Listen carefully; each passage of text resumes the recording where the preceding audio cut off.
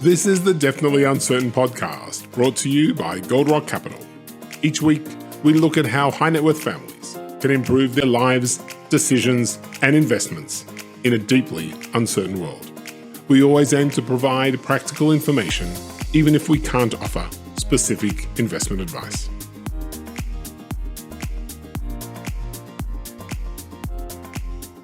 Welcome to the Definitely Uncertain podcast. My name is Darren Rockman, and I'm a partner at Goldrock Capital, the 21-year-old multifamily office servicing high net worth families in Israel and around the world. And today on the podcast, Dr. Yael Hadass. Hi, Dr. Hadass. Hello. How are you? Nice to have you. I'm great. Nice to have you on the show. Yael is the academic head of economics at the International School at Reichman University, and she's also the general manager of the Schocken Publishing House. Yael has a PhD in political economics and government from Harvard, and a BA and an MA in economics, and a BA in English literature, which is going to be very relevant to what we're going to talk about from Tel Aviv University. She also runs a website called Economics for All, which you can find at yaelhadass.com. And that website tries to explain economic concepts in simple terms for everybody in the public. Other than her other things that she does, she gives lectures and workshops to try help promote financial literacy and education for all. She also is the host of a podcast recently launched called Future Economics. She's married to Doron, who himself is an economist and a CPA, and they have together 3 boys. So welcome to Definitely Uncertain. We're glad to have you here. And let's start by asking the question that you know so much about, which is, what is financial literacy?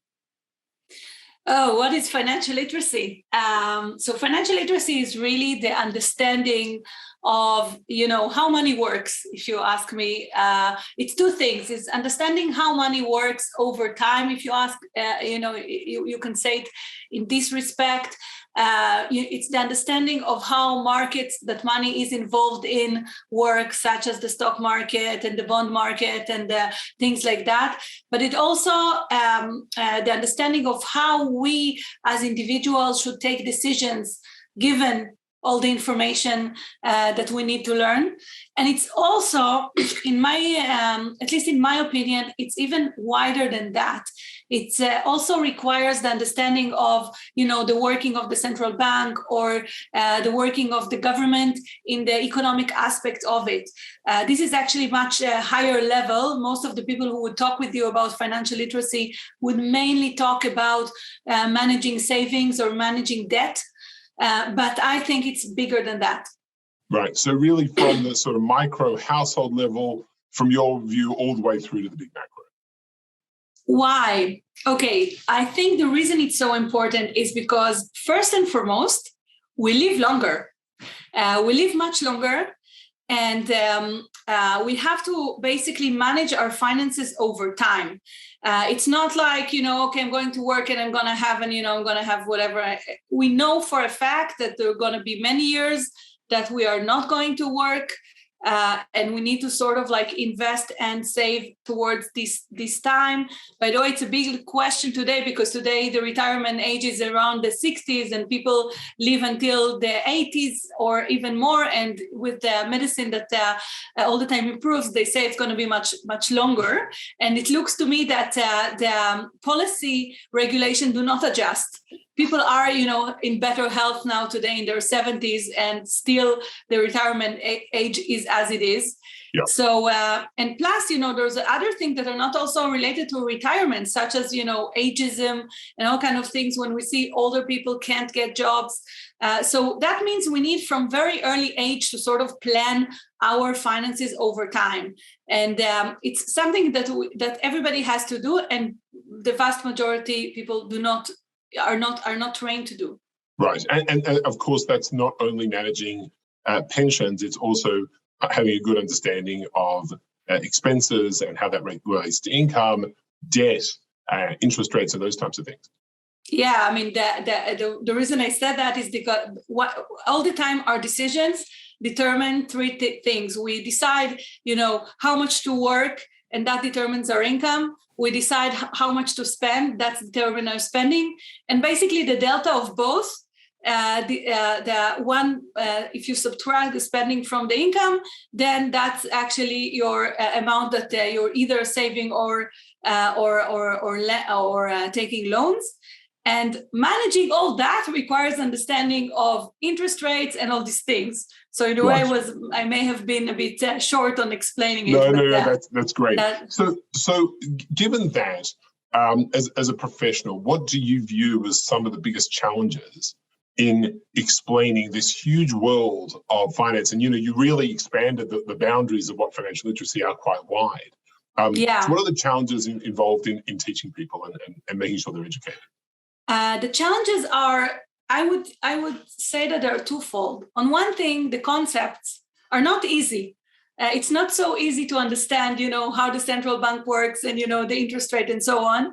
And also, it's not easy to understand even mathematically the effect of compounded interest. So even if you're, making plans on your savings or your loans, you don't always understand in full the cost of these things. So there are things that intrinsically complex in understanding it and explaining it. That's one thing.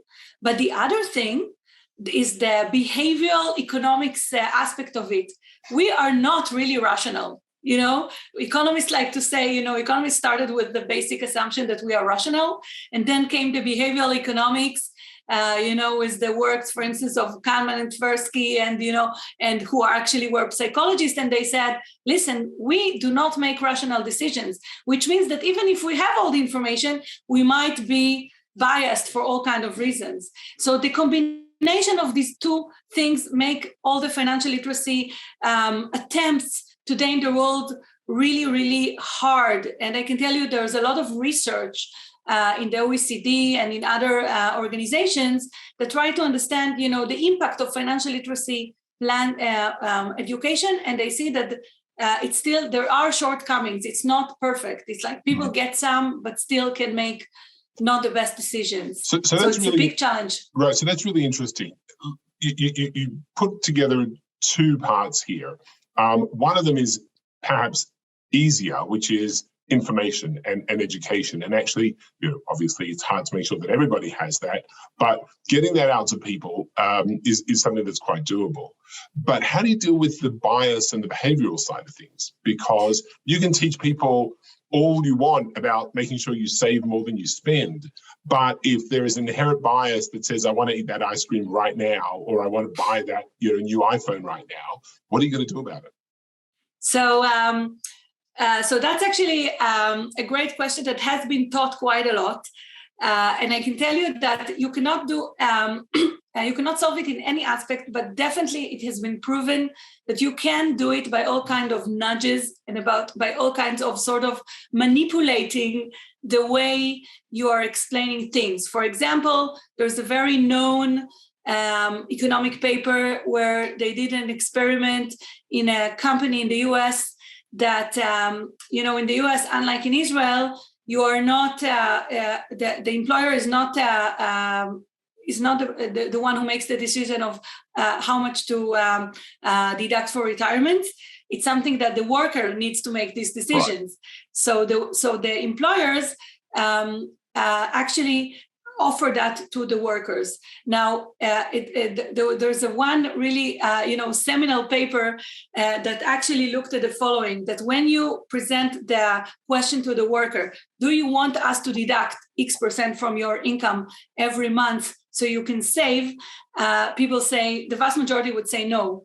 They want to consume right now. But they actually changed it, and they said, we are going to deduct X% from your income. Now, do you want us not to do it? Right. When that was presented in this way, the vast majority actually said to the employer, don't do that. No, we do want you to continue with what you're saying. Right. Yeah. So that was definitely something that the way of presentation, we call it in the professional language, framing. How you frame the question will affect the decision. And if you're sophisticated enough, even as policymakers, you might drive, try to overcome the biases. So Yael, does that apply also at an individual level? And I'm thinking about parents and children, and trying to get across messages over and above the educational side of things, but also the behavioral side of things. Is there a way of individuals using those framing tools in order to guide children, workers, etc. better? Yeah, you can try it on your children. You can actually, I can say that I tried on my children and it definitely works. Basically, you're saying, okay, occasionally they get sums of money. They can get it from, grandma who brought something to the birthday or for holiday, right. Or they can get allowances. And I always tell them, listen, I'm going to take part of it to your savings. And, they do have like a saving account and they can see the money adding up there. Right. And I tell them, I'm going to do that. Do you want me not to do that? And they never say no. It's actually a good idea. You definitely don't want to be in a situation where you tell them, okay, I'm going to take everything. Right. Because then they would not be happy. Right. But in general, you sort of also explain to them how, by not using it now, you can actually also, there's another thing you should explain to them though, that it's not only putting it aside, you can actually invest it. You can actually, make it grow. Yes. So, and that's actually hard to do. In the recent years, it was easy because the market was going up. So you could actually show the growth. And I can tell you that as a mother, I was a bit worried that I did not tell them that it actually can go down. I did not tell them that when they were very little. Now they are teenagers. So actually I talk with them a lot about the follies of the market. Right. And, about long run versus short run. When they're more, now I have like one of my kids is really like a young man, and I can actually show him, really financial information. But yeah, you should. Okay. So basically, this is the idea how you can do it. So you can actually apply it. So then let's go back to the educational aspect. Okay. What are the concepts that are the most important? What are the ones that should be addressed first in a process of actually educating the next generation about financial matters? Yeah, I think the first and foremost concept that young children should learn, you'll be surprised, is the interest rate. You'll be surprised. Okay. I started to talk with my sons on interest rate when they were 6. And I used to explain to them that, money has value, and when you're not using it, you can get compensated by the bank. Actually, right. The compensation is not very impressive, but never mind. And when you take a loan, you have to pay for it. And I also, another thing that I really like, I do it in my lectures a lot, is that I tell the young children the history of money. It's actually a really, really fascinating story about how people first started to do barters, and then they started to have all kind of means of exchange, such as sugar and all kind of goods. And then at some point they went to metals, and then at some point they decided to put the metals at the safe of the goldsmith, right? And then they would pay the goldsmith to keep the money. And you can actually tell a whole story about how it started. This is just like a nice story. But then, with kids, you can actually always explain to them, when you give them allowances. And I must tell you, when kids get it, they can actually really get it. Like when I used to always ask for loans for mezuman, for cash, because I'm like, so I didn't have enough cash to pay, the delivery person. I was like, can I take from your, piggy bank, like 10 shekels, and send mommy, I want interest. I was like, the interest is really, really you got to be careful what you wish for, Yael. Exactly. So I was very happy that the interest rate in the market is very low, but for that matter. But yeah, I think there's no, I think from age 6 you have to start to talk with your children about it. So interest rates, surprisingly, is the first thing. What would be, say, the next 2 or 3 things? So definitely I did start with the interest rate. Then I would definitely start to tell them about assets that their value goes up with time. like this whole idea of, and explaining to them that asset can be, let's say companies that, are growing and their activity is growing and their income is growing and you can take part of it. Or, like I would not go with children into like bonds and debt. That's like too complex, I would say. Right. But definitely this concept of you can actually not only buy, candies for immediate satisfaction, but get something that the value can go up. Mm-hmm. I think this is a really fascinating way of thinking. And it also, drives the imagination of kids. Of course, there's, you also have to explain to them about risks and so on. But, when you just talk about it and you're not, they're not actually active, you basically familiarize them with terms, right. Familiarize them with all kinds of ideas. And I must say, it takes a lot of time. It's not something like in 1 or 2 conversations. It's over time. You tell the stories. You talk about companies. You talk about companies that they are using, like Google, right. Or like right. Facebook, or like I don't know, whatever things that is relatable. And then that's how you sort of like familiarize kids with all this financial activity. Right. Okay. Maybe that's good for somebody who's a financial professional like yourself, or maybe like me. But for people who don't have that toolkit and don't have, the depth themselves, they maybe understand how to budget, maybe they know a little bit about investing. How do they deal with getting these concepts across? Or is that enough? Is it enough just to be, reasonably well educated to be able to then pass that on? So first I would start then, if this is the case, I would start with the budget. I would start with managing their own budget. By the way, this is another thing I did with my kids. I actually, that's something I did not say, I started with the interest rate, but definitely talking about budget and planning is important. Right.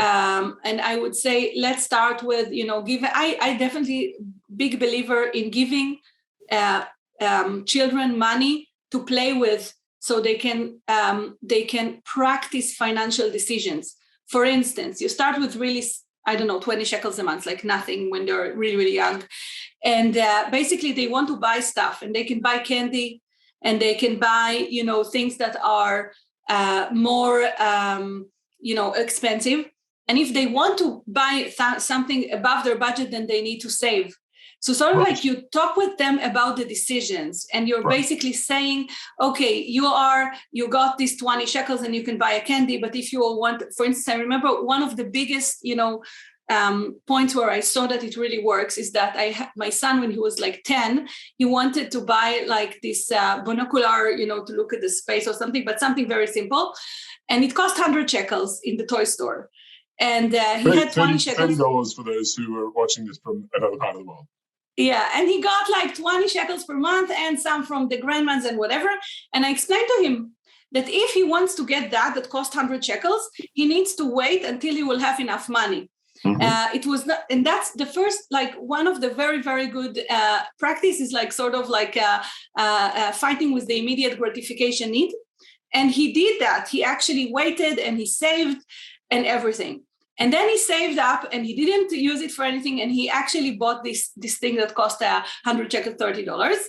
And he started to use it, but it broke really quickly.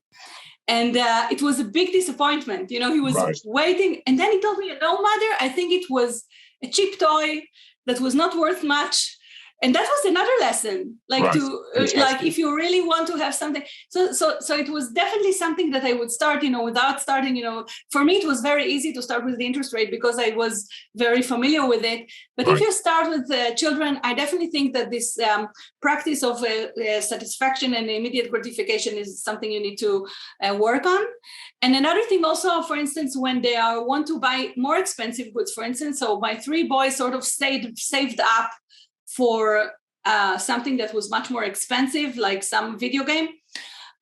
So that's another thing that sort of they really worked for it. They had a goal and they succeeded to it. Yeah, which is great, which is fantastic.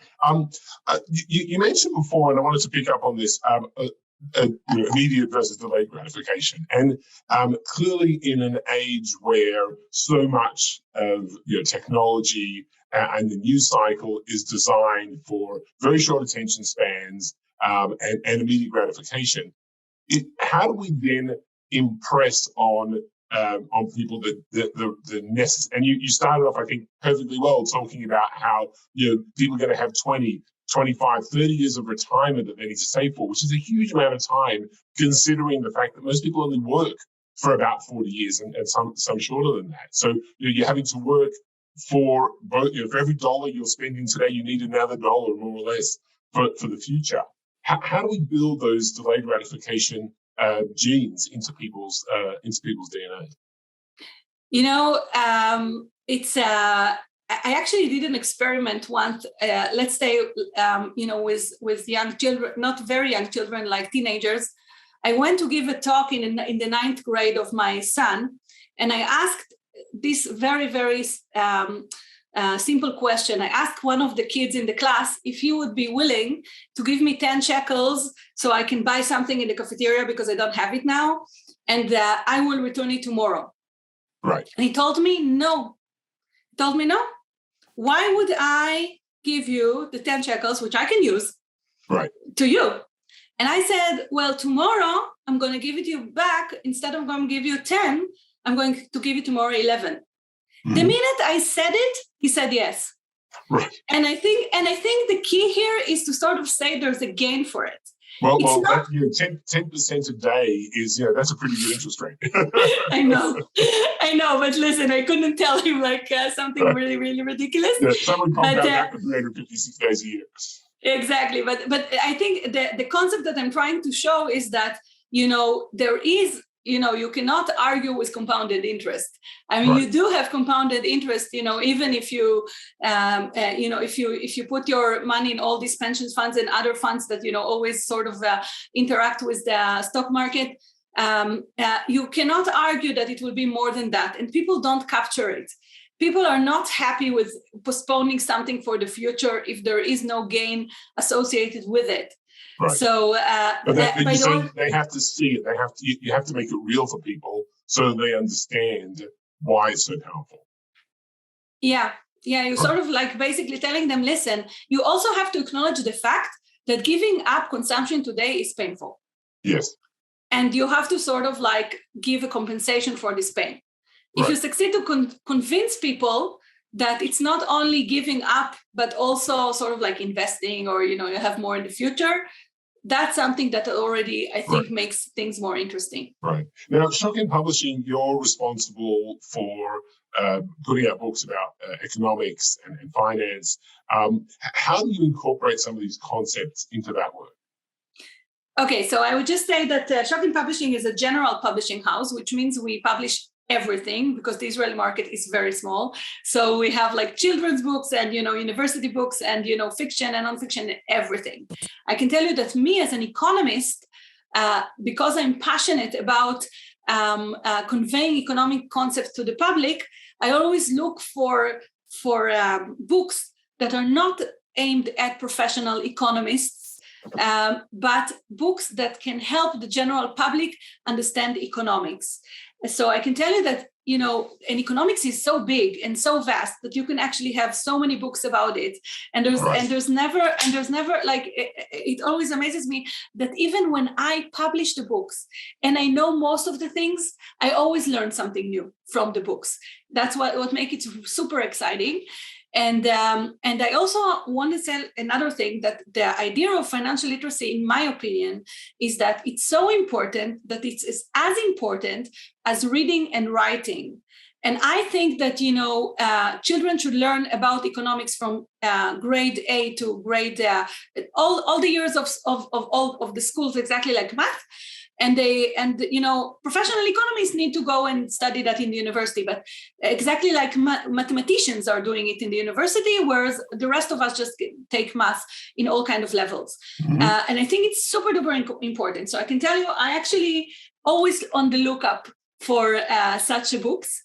And I can tell you that I'm very happy about it because it does succeed and they actually sell well. So I can tell you that, for instance, this is one.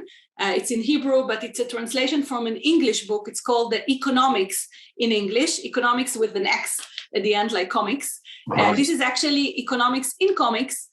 And I will just show you a little bit. It's all, it's the opposite of what you think about economics, because economics is all about math and boring stuff. And if I say to people interest rate, they want to go to sleep. Yeah. They want to go to sleep. Wake up. Listen, it's like interest rate is the most boring thing if you don't excite people. I'm totally excited about it because I really understand it deeply. But, if you're not, then you're like, you want to, I remember myself. So this is one thing. And I must tell you, it's just so, for me, it's so, I don't know, I would say for me, it's like a big passion and, very big satisfaction that people tells me that they like it. And that it helped them. That's another thing. Yanis Varoufakis was the finance minister of Greece, and he wrote this beautiful small book. It's called Conversation with My Daughter About Economics, that he wrote for his 15-year-old daughter. Wow, fantastic. And he wrote it. It's a beautiful book because it's, he's very...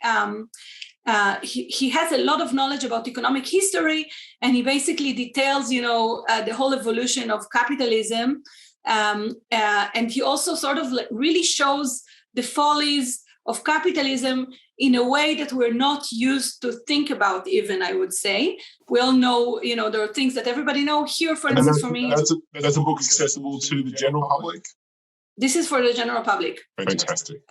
It's it's like a father telling his daughter. He did have a 15-year-old daughter at the time that he wrote it for.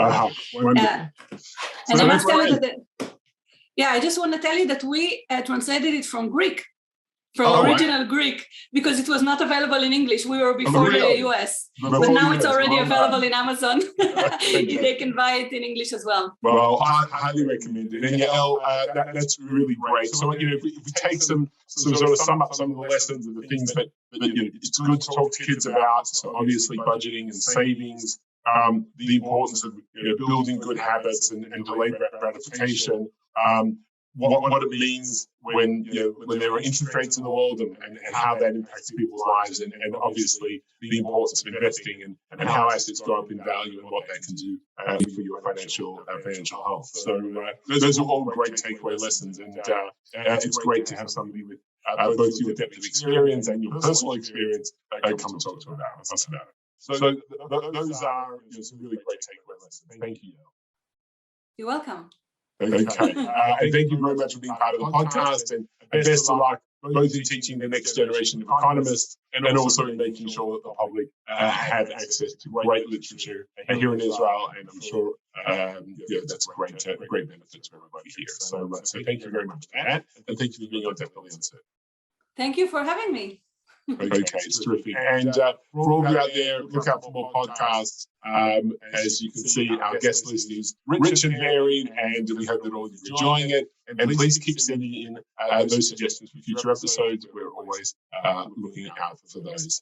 So thank you to our team, to Andrew Herman, to Mayor Charlotte, and also to Ido Schlesinger. And thank you for all for listening, and bye-bye. Thanks, Yael.